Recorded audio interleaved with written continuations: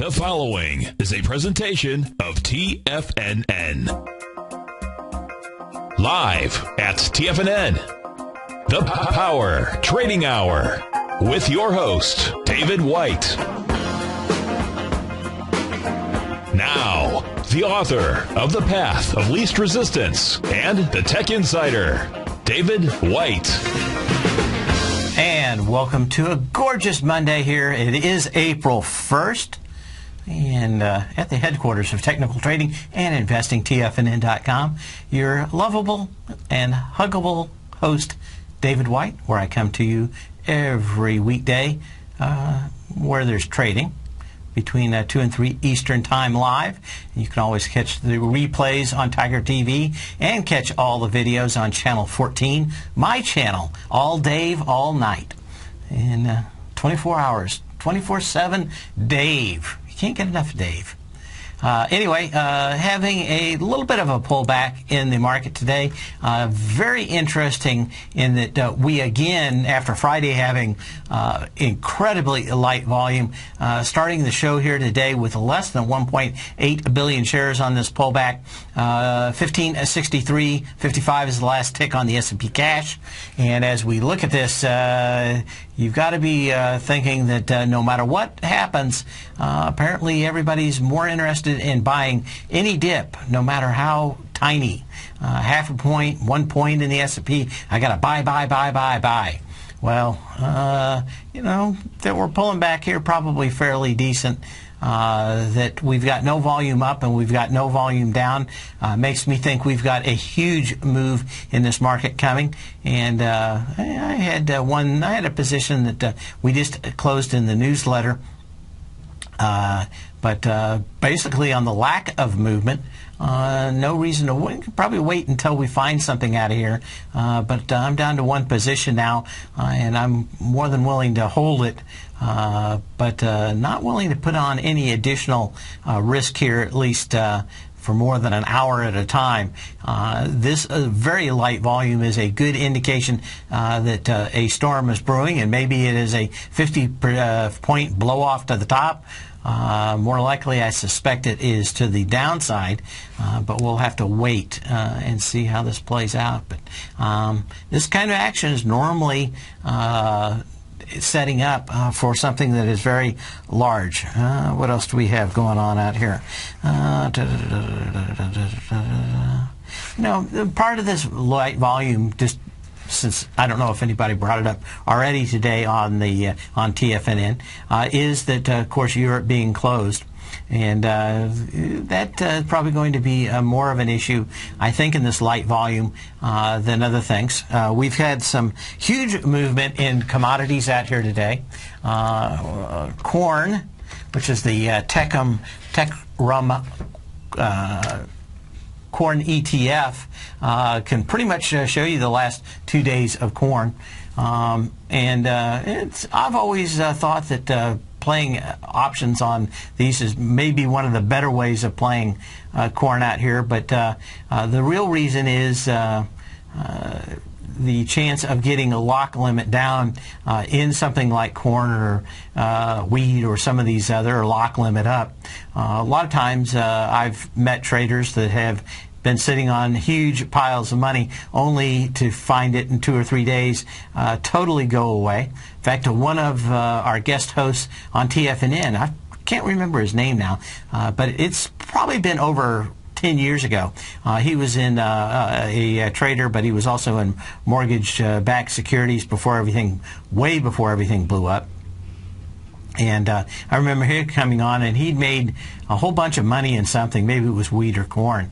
Basically, he had been along for 6-9 months and taken about $50,000 and turned it into $1.5 million, and had 4 lock limit days down on it, and that was it. Took us $1.5 million right back down to about $40,000 before he had the first opportunity to get out of the thing. And they always say commodity traders sleep like babies. They wake up wet and screaming. There is no safe trade, whether it's commodities or currencies. And the one thing to know is if you have the option to buy options, maybe a better consideration in probably the award-winning book, The Black Swan and Really Fooled by Randomness, which is the best book by Nassim Taleb. He, early in his career, said, I've noticed that a lot of people that hung around for a long time were options traders instead of, particularly futures traders. And why I don't come with his conclusion that you have to be insane to trade either futures and or anything other than options. To him, he's a hammer where everything looks like a nail. But probably, when things are risky out there, it's a pretty good time to be in options. And at least limit your risk, where a lot of times in futures, when things like this really get moving, you have almost no ability to get in or out of a market when they're moving this fast. But I think when I'm looking at the broad equity markets and starting to see things like Techrum or the corn market move huge, and in fact you should look at these charts, because you'll see that you've been pretty much in a down trend for a while, but this is how you actually make some bottoms, and that is with some miserable washouts. But look at CORN. It is a ETF of corn, and without having a lot of rollovers and stuff in it, I think there's still some issues of contagions. But still a good indication of looking at some of these markets out here. Of course, if you're on the right side of this, you're probably loving it, and if you're on the other side, you're probably hating it. But certainly some of the biggest moves in the last 2 days in corn in a absolutely long time. Other things out here in the marketplace, Aereo, which is a new project, its court case, probably going to be appealed. But why is this important? This company has put in a what is like a DVR that includes a tuner and a internet connection. And they put these all in a big building somewhere. And if you want to subscribe, I think it's like $10 a month, you can basically have a DVR and watch any of the television shows that you want to record on it remotely on the internet. Well, television broadcasters don't like it because you can fast forward easily through it. They don't like losing control over their signal.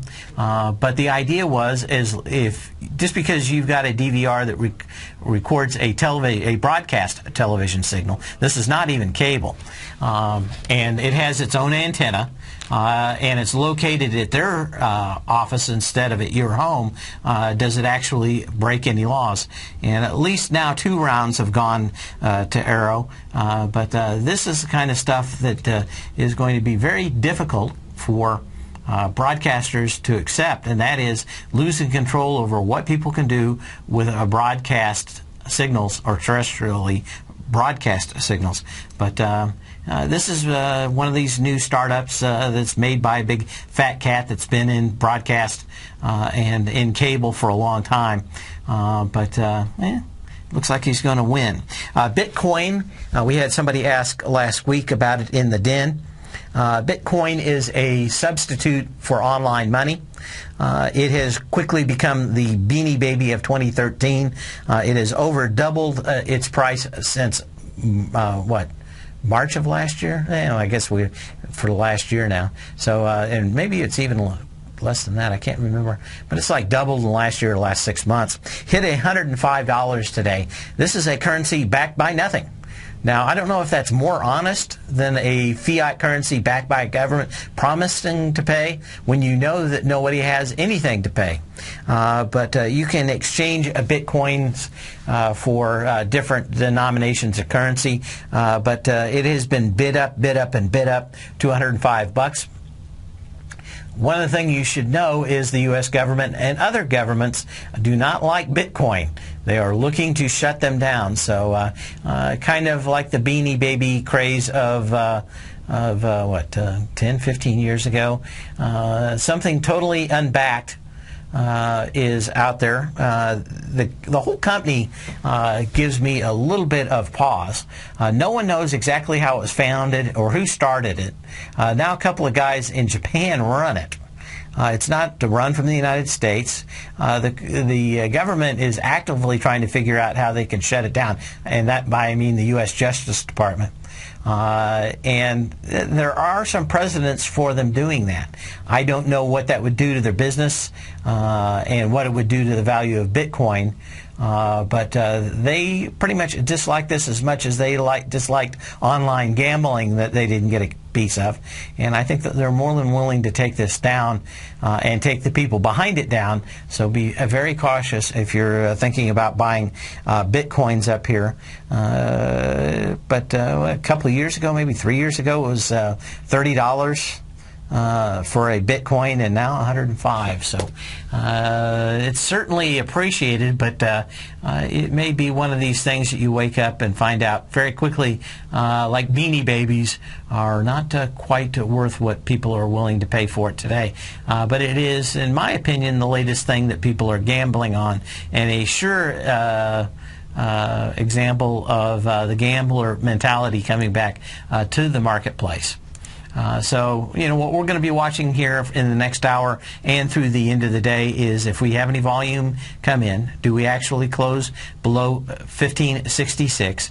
We had a legitimate, we would have a legitimate, extremely long, decades-long sell signal with a close below 1566 with continued light volume. So light volume is not all that bad here. It's not bullish or bearish until we get the close, but I'd really like to see something like 1548 and a close below that to give a very decent long-term signal. Short-term signal, certainly a close below 1566 would give us a short-term signal. So we're going to be watching this and how the volume actually comes in today. But it is not uncommon to see a market physically change, not physically, character change. Kind of like somebody that's always been wakes up at 6 o'clock in the morning, suddenly decides that he is going to wake up at noon every day and start drinking. You start seeing a lot of character changes out there, and I'm not saying the market has gone bipolar. It does tend to change over 3-day weekends, and it is not uncommon. This weekend is probably not the greatest examples, but over the summer months, the 3 big 3-day weekends normally has a big difference in character when you come back, and that means that if the market had been nice and smooth, you had nice easy movements in the marketplace, a nice trendy market, then you get a very bouncy, very volatile market that we haven't had. We've had fairly light volatility. Makes me believe that we're probably going to have some huge increase in volatility over the next few days, and maybe it's to the upside or to the downside. I say it's probably 80% chance to the downside, 20 to the upside. So we'll come back and look at it. Got a lot more things to talk about, then we're going to get into stocks. What type of investor are you? Conservative, moderate, or aggressive? No matter your investor personality, your overall portfolio should reflect your financial goals, time horizon, and your risk tolerance. Help ensure your portfolio is appropriately invested with an asset allocation plan from Morgan Stanley Wealth Management. Simply picking the right stocks is not enough. Research has shown that choosing the right proportions of stocks, bonds, and cash is essential to the success of your long-term investments. Morgan Stanley believes a carefully selected portfolio can lower volatility and increase investment return potential. Find out about what an asset allocation and a Morgan Stanley Wealth Management financial advisor can do for you. Call Angela O'Brien, First Vice President and Financial Planner of the Clearwater, Florida branch at 727-441-6108 today to discuss your personal financial needs. Asset allocation does not assure a profit or protect against loss in declining financial markets. Investments and services are offered through Morgan Stanley Wealth Management, LLC. Member SIPC. with the launch of Tiger TV. TFNN has brought our programming to the next level. With Tiger TV, you can gain access to each host's charts and computer screens as they host their daily stock program. Whether it's Tom O'Brien, Steve Rhodes, Basil Chapman, Ken Shreve, David White, Larry Pesavento, Victor Jones, or Daryl Martin, you can catch all of our technicians hosting their programs live and archived on Tiger TV for your viewing pleasure 24 hours a day, 7 days a week. If you haven't checked out Tiger TV, then visit TFNN.com and see what you're missing.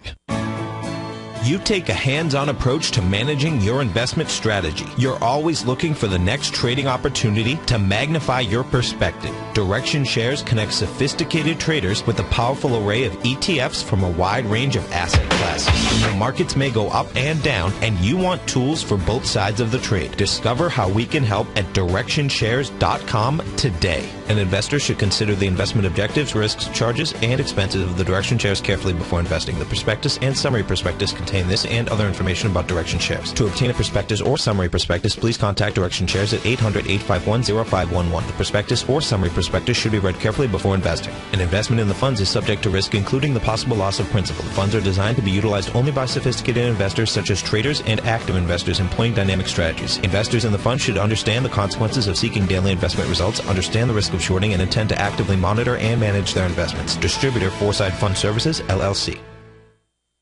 Many of our new listeners have heard about the Tiger's Den, but wondered, what exactly is it? The Tiger's Den is a lively community where professional traders and investors can meet, exchange ideas and information in a comfortable, moderated atmosphere. Hear all of your favorite TFNN shows, plus see all the charts as they happen live during those shows, and have access to all those charts. You can test drive the Tiger's Den absolutely free for 30 days. It will greatly enrich your knowledge of these markets. Details on the Tiger's Den are on the front page of TFNN.com. McEwen Mining is a high-growth, mid-tier producer in the Americas with a market capitalization of $1 billion. Experienced mining executive Rob McEwen, as chairman, CEO, and president, owns 25% of the outstanding shares of McEwen Mining and has put in place an ambitious business plan with the goal of qualifying for inclusion in the S&P 500 by 2015. With $70 million in cash and liquid assets as of the end of 2012 and completely debt-free, McEwen Mining is poised for growth. Production in 2013 is forecasted to grow at 24%, reaching 130,000 gold equivalent ounces, and over the next 3 years, McEwen Mining projects that their production will increase to 290,000 gold equivalent ounces, almost a threefold increase from last year's totals. If you'd like to find out more about McEwen Mining, click on their banner on the front page of TFNN.com or check them out on the NYSE or TSX under the symbol MUX. This segment is brought to you by Goldfields. For more information, just click the Goldfields banner on the front page of TFNN.com.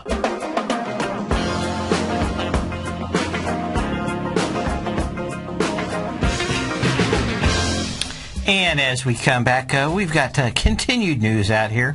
And since it is April 1st, I know a lot of people have not been around the market forever. But the April 1st pranks on new traders at the New York Stock Exchange and at the American Stock Exchange are fairly legendary. I'll bring up this tiny bit of market history.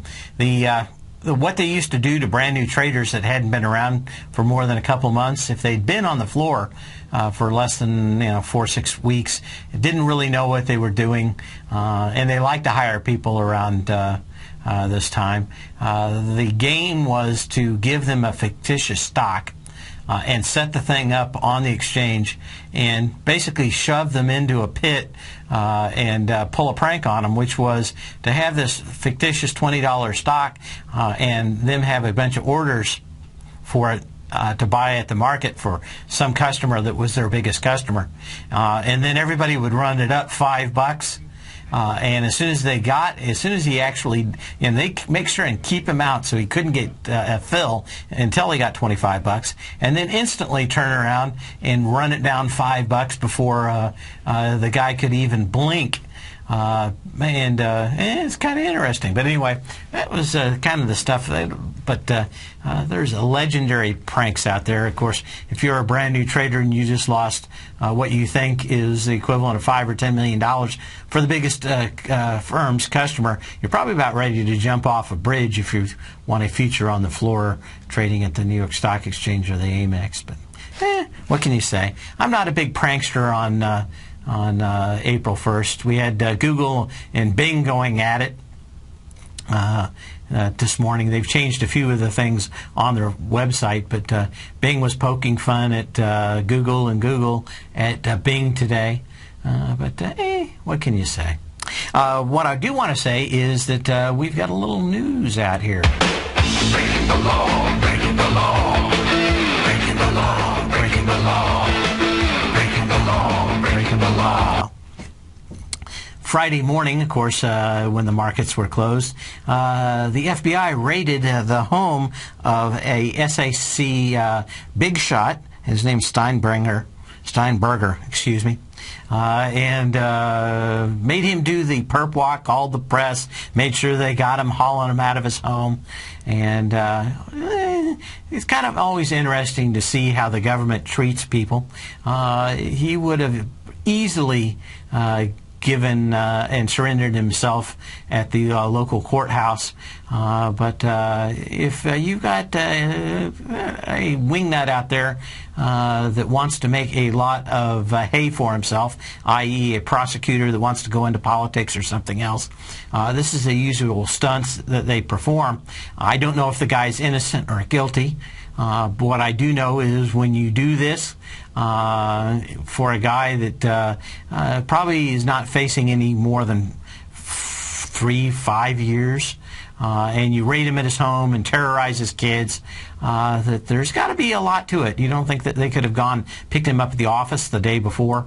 There's basically the government and its heavy hands trying to put somebody down. Now, this is an insider trading case, as many, and what can you say about that? They are going after these cases and a lot more vigorously. But if you don't make a deal with the government, and they think you should, they're more than willing to try to tar you as much as they can. And for one, I think that this is the heavy hand of the government. There's no reason to do this on a white-collar case when you can actually do it without fanfare and just let it shake out where it wants. If you're actually trying to catch people, if we find out this guy is probably as dirty as they get, then that's one thing. My guess is, from a lot of commentary on Wall Street so far today, that this is probably a lot of showmanship, and they don't have much on them. That's at least the call for most people at Wall Street. Which makes me think of a gentleman today that's also in the news, and that's Henry Blodgett.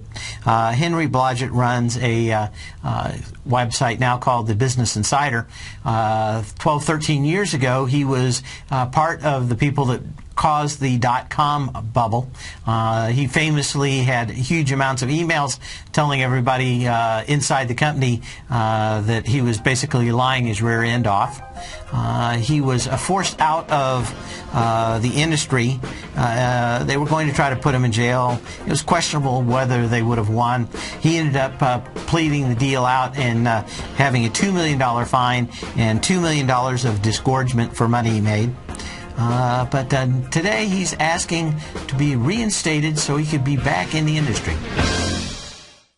Just recently, on December 28th, Market Insight subscribers were advised to go long the QQQ, the NASDAQ 100 ETF, on December 28th at $63.91. And only 2 trading days later, after a huge jump in the market, Market Insight subscribers were advised to sell the QQQ at $66.64 for a $2.73 or 4.27% profit to start off 2013. At the same time, Tom O'Brien had advised his clients looking for a more leveraged trade that they could could have initiated a position in the QLD, the ProShares Ultra QQQ ETF, and over the same 2 trading days, Market Insights subscribers were able to lock in a $4.48 profit or an 8.47% gain in just 1 trade. Get your 2-week free trial to Market Insights today by visiting the front page of TFNN.com. Cancel at any time during your free trial and pay nothing. Don't miss out on the next great trading opportunity in 2013. Act today.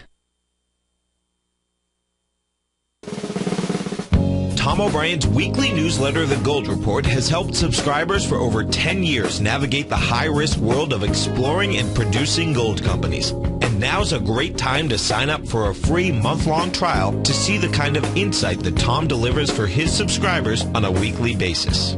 Every Monday, Tom O'Brien issues a quick update on the metal market, giving you his take on the HUI, XAU, GLD, dollar, bonds, and much more. Tom follows Monday's update with a full gold report, which is delivered to subscribers Tuesday afternoon with detailed coverage of 24 separate gold or metal stocks, as well as another 10 to 15 stocks that he lets you know are on his potential watch list. Get your month-long free trial to the Gold Report today by visiting the front page of TFNN.com. Don't spend another year navigating the metal markets on your own. Act early in 2013 and make the most of your gold and metal market investments. Daryl Martin coined the phrase diagnostic trading, and we're happy to announce that his diagnostic box spread analyzer has finally been released. The Diagnostic Box Spread Analyzer helps you easily identify the best box spreads on Nadex in seconds, plus you receive access to the diagnostic deviation levels, as well as step-by-step training videos teaching you how to trade Nadex spreads so you can quickly master the mechanics of this simple yet powerful trading instrument. By pulling live data from the Nadex exchange, the Diagnostic Box Spread Analyzer does all the math for you, calculating risk, reward potential, distance to break even for both outright spreads and spreads used to hedge the underlying market. Visit the front page of TFNN.com today to get your 2-week free trial to Daryl Martin's Diagnostic Box Spread Analyzer and gain access to the valuable information it can provide when trading the Nadex box spreads. Has the current market volatility continued to stop you out of trades when the market spikes against you? Now is the perfect time to open up an account with Nadex. Nadex, the North American Derivatives Exchange, is a brand new, completely regulated Chicago-based exchange, and unlike most other exchanges, Nadex allows you to trade directly through them with direct market access when using their completely free trading platform, which also features real-time charts and full customization capability. One of the advantages of trading with Nadex in volatile markets is that your risk is always capped and you have the ability of keeping your trades open even when the market spikes against you. Nadex is completely brand new with a line of unique trading products that are unavailable anywhere else. See how it works at nadex.com. That's NADEX.com. Or click on the Nadex banner on the front page of TFNN.com. Futures and options trading involves risk and may not be appropriate for all investors. This segment is brought to you by Crocodile Gold. For more information, just click the Crocodile Gold banner on the front page of TFNN.com.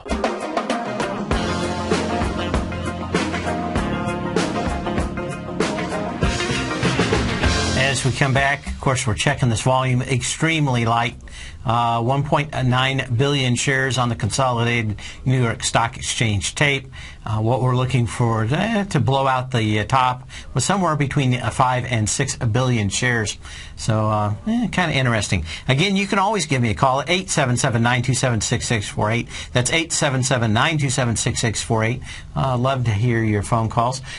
Someone either emailed me or called, I can't remember which one, about some other company and batteries, and I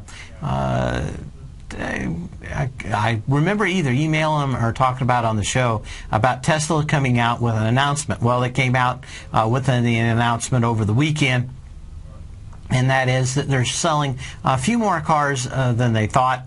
I think they thought that they would sell 4,500 cars in the quarter. They sold 4,700 cars. That they are getting rid of the less expensive version. That's about $52,000 with a $7,000, $7,500 tax credit.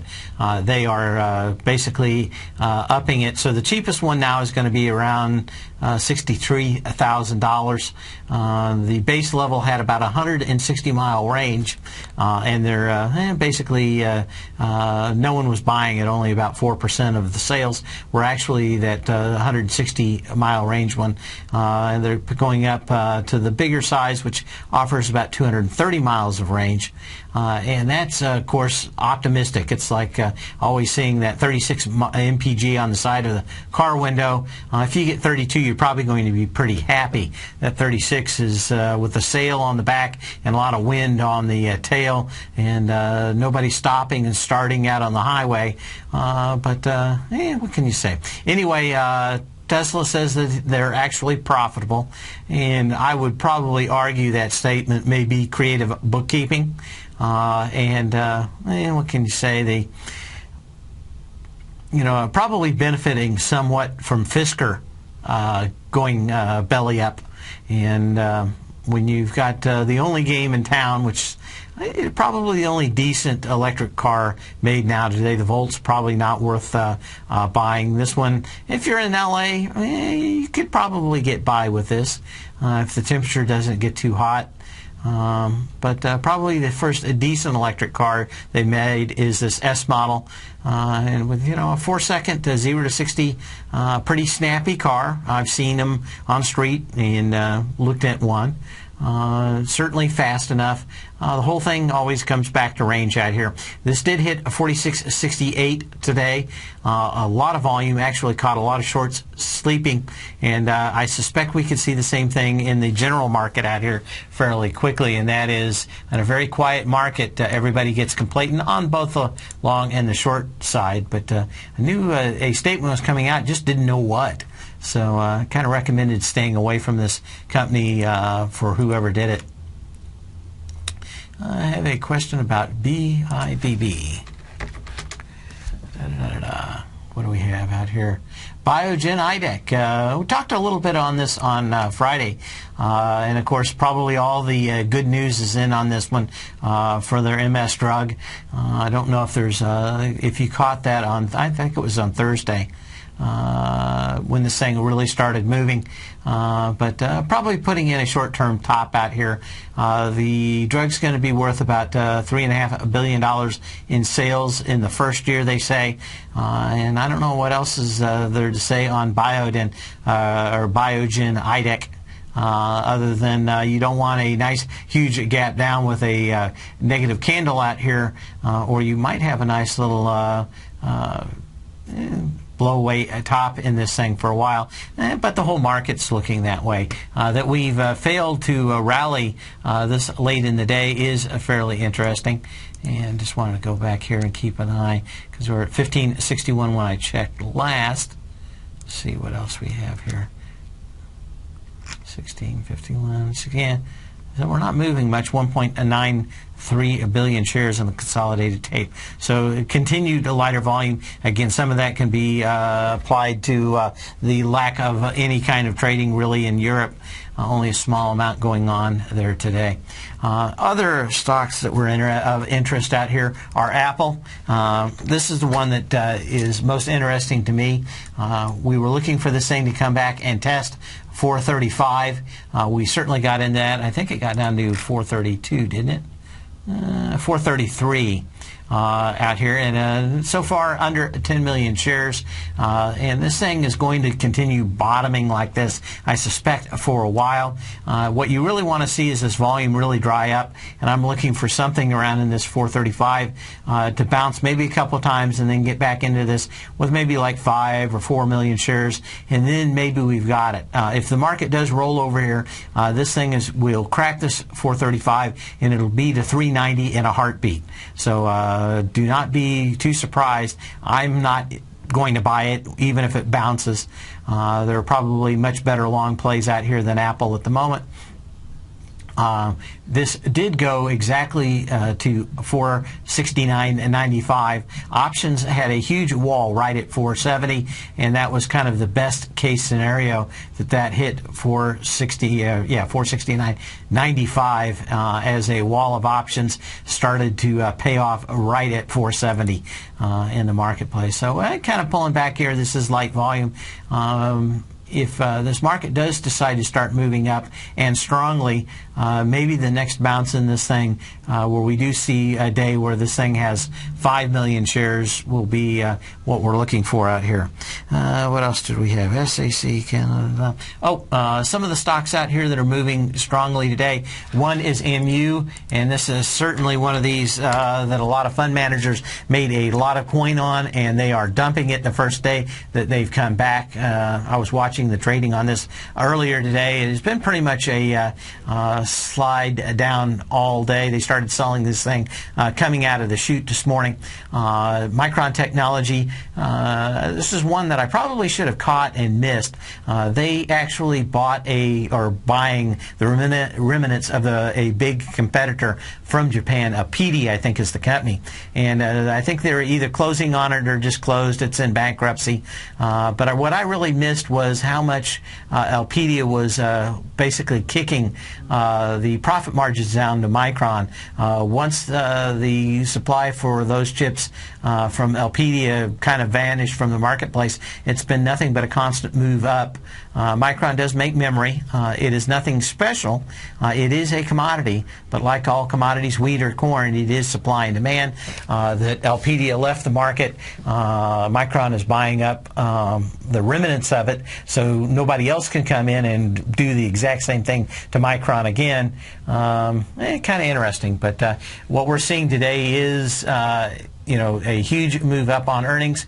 We're going to go fill that gap back today, and I suspect because this was such a big mover for a lot of funds out here, we're probably going to see continued selling back into the $850 level, $825, probably something like that. And at that point, we might want to look and see how light the volume is to see if you get a retest of $10 out here. Other stocks, we talked at length about MCP last week, and this thing possibly getting down into the $375, $350 level. This thing continues to move down. Got down to $4.86 today. Of course, you can't short stocks under $5, but people still try. I suspect that you're going to see a little while before this thing actually finds a bottom, and I'm thinking $375 is the most likely level now, so we'll be keeping an eye on that. Other big movers out here besides companies like Apple rolling over on a day like this is Netflix. This one is going to be the short of all time when we know that Icon is out of this thing and he's distributed all the stock he can. It's probably going to take a while longer. I wouldn't get too excited. But one of the stocks that was down and not on much volume out here. So I suspect we still have some time to find it. But this could easily, in a matter of days, be back in the 120 and 130 area, and that would not be a big surprise to me. What's going to be a surprise is getting a nice clue that the wheels are ready to fall off on the wagon.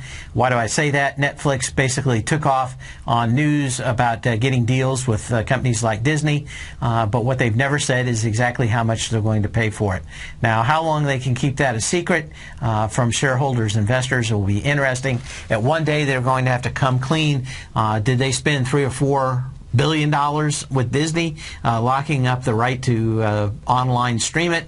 And when do those deals actually come online? I think it's 2015 and 2016. So a lot of this news and hubbub was things happening long into the future, and nobody knowing what the bill is for that. And I think when we've come to find out, this was an excellently engineered short squeeze from Kyle Icahn, and when he's done with this thing, probably in the long term headed back to that $50 range.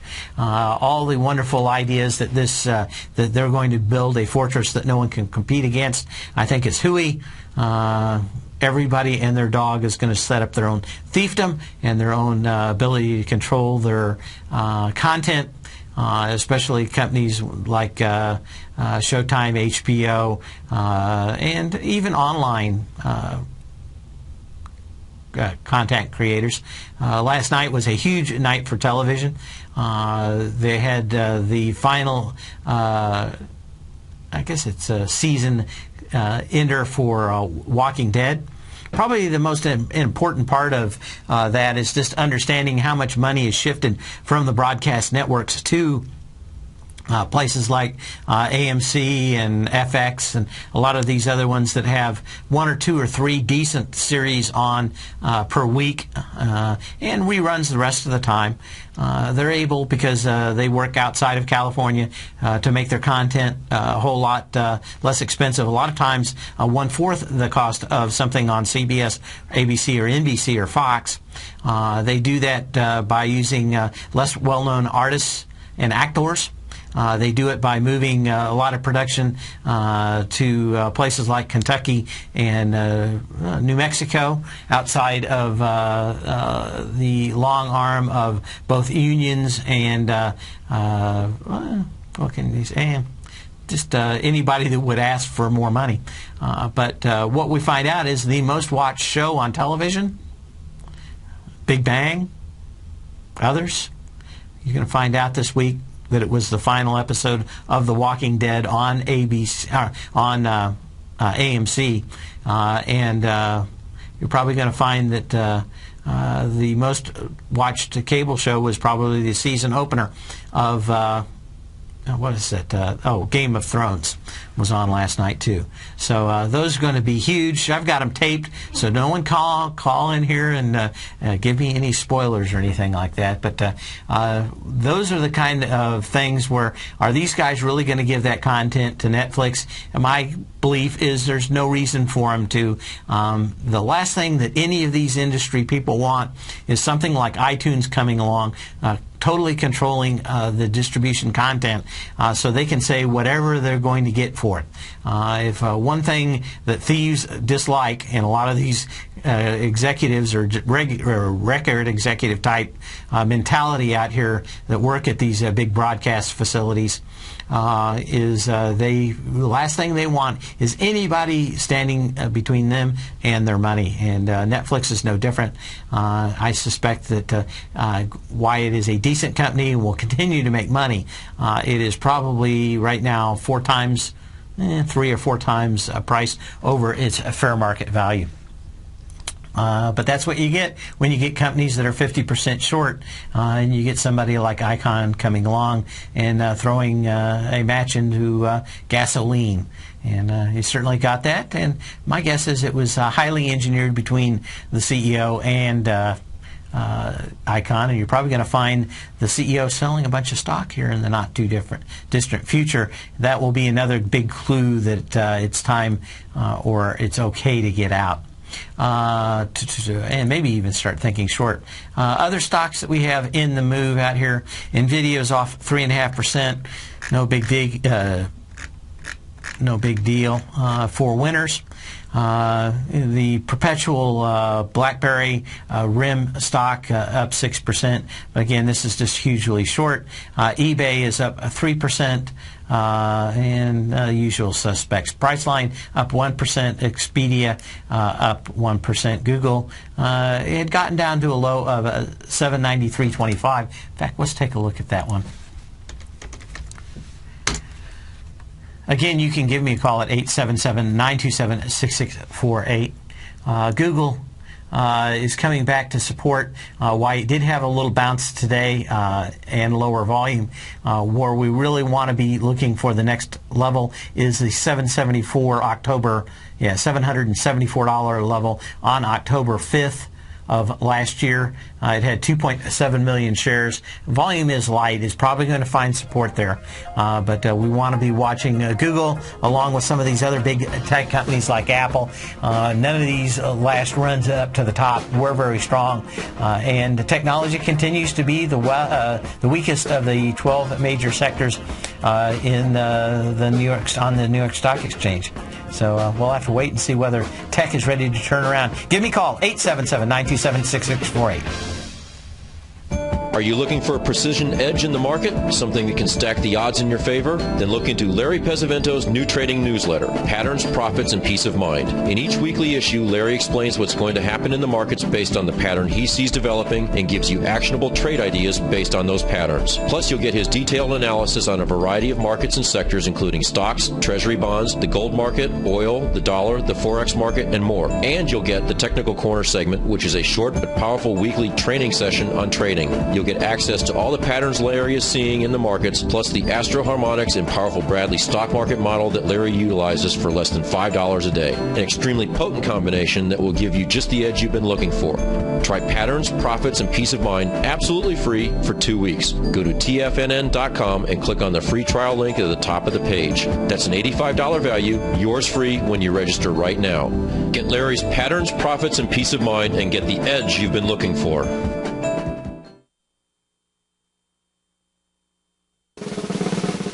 Tom O'Brien's weekly newsletter, The Gold Report, has helped subscribers for over 10 years navigate the high-risk world of exploring and producing gold companies. And now's a great time to sign up for a free month-long trial to see the kind of insight that Tom delivers for his subscribers on a weekly basis.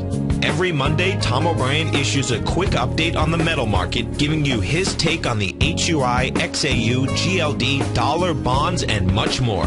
Tom follows Monday's update with a full gold report, which is delivered to subscribers Tuesday afternoon with detailed coverage of 24 separate gold or metal stocks, as well as another 10 to 15 stocks that he lets you know are on his potential watch list. Get your month-long free trial to the Gold Report today by visiting the front page of tfnn.com. Don't spend another year navigating the metal markets on your own. Act early in 2013 and make the most of your gold and metal market investments. David White's newsletter, The Technology Insider, is focused like a laser on finding the next big things in technology. If you had invested only $10,000 in Microsoft in 1986, you'd have been a millionaire by 2000. Disruptive technology like Microsoft's is the key to these massive long-term profits, and the Tech Insider is the vehicle from TFNN to capitalize on these opportunities. This is the go-to newsletter that identifies, monitors, and profits on mostly little-known cutting-edge companies with great long-term prospects. David's experience is as an inventor of Emmy-winning animation products for TV and Hollywood that propelled a company public. Match that with 14 years as a full-time trader, and he's uniquely qualified to guide you through the light-speed world of ever-evolving high-tech. If you're ready to ride the next big technology bull market for less than $40 per month, log on to tfnn.com and get your 2-week free trial to the Technology Insider. Get in on the ground floor of the next big thing today. Let me tell you something, folks. I have people coming up to me saying, I just can't believe the amount of work that Steve does on his newsletter. And I says, I absolutely agree. That is a recent clip from the Money Masters show that Tom and I do each day at TFNN. My newsletter service, Mastering Probability, is much, much more than a newsletter. Yes, it's outperformed the S&P 500 by 100% during the last 15 months. But more importantly, it's an extraordinary education, a roadmap for your success. And it's yours risk-free for the next 30 days. Just go to the homepage of tfnn.com and click on my name, Steve Rhodes, and then Mastering Probability, because everyone needs a success strategy. For most, it's a competitive edge, the will to win, the drive to overcome any obstacle. Whatever you call it, winners find a way. Find your way to Mastering Probability today, because your journey to extraordinary rewards is just one click away.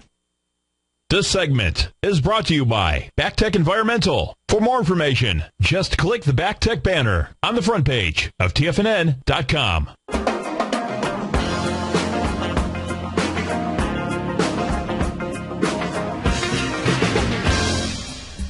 And we're going to go right to Joe in New York, who's calling. How you doing today, Joe? Fine, thanks. Thanks for taking my call. I have USU, and I'm getting slaughtered in it, and I wanted your opinion on what you think of this stock. Well, this one's kind of bucking the opposite trend of most of the other uranium stocks out here, and you see that huge volume day low. What price point you in on this thing? Oh, I'm down a lot of money on this. I've been in this for a long time. Okay. Have you decided how long low it's going to go before you sell? I'm getting, I keep waiting for a bounce back, but it doesn't look like it's going to happen. Have you looked at the financials on this thing? No. Yeah. Hang on just a second. Let me look at it. I kind of did. It doesn't look so good.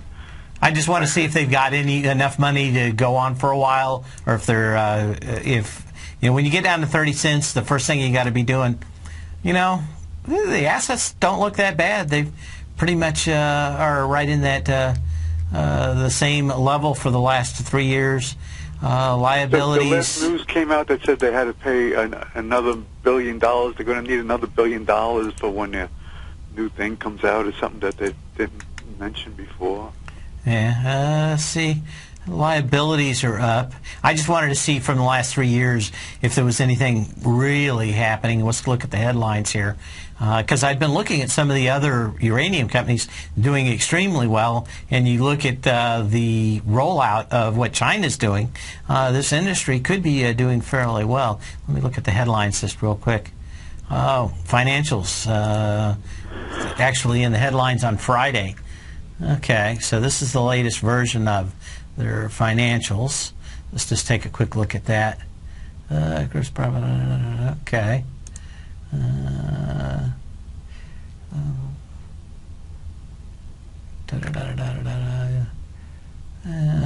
Okay. Well, they just came out with earnings. They really don't have anything good to say. That was pretty much the bottom on this thing. I don't know what price point you're in it, and I know I'm down a lot of money. Yeah, I know, but it's got to be painful. But at this point, you have to look at this thing as a non-expiring option. But I think probably if you held this thing, would you be happy if you got out of this thing with 96 cents? Oh yeah. Okay. Yeah. Over time, if this thing doesn't go bankrupt, I think the chart shows that you'd probably get back up and try the 96 cents. What really worries me is how bad this is doing in comparison to a lot of the other uranium stocks out here, especially when the pipeline from China is just massive. In fact, I was looking at it either Thursday or Wednesday last week of all the new reactors that China is building and selling to other people. So there's going to be a huge amount of need for it. But what's Cameco? C-A-M, what's the symbol on that one?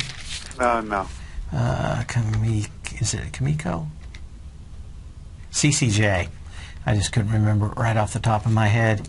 I mean, that would be the biggest thing, is why a lot of these have bottomed out here fairly decently, like Cameco. And this will give you a good indication of how the rest of the industry's doing.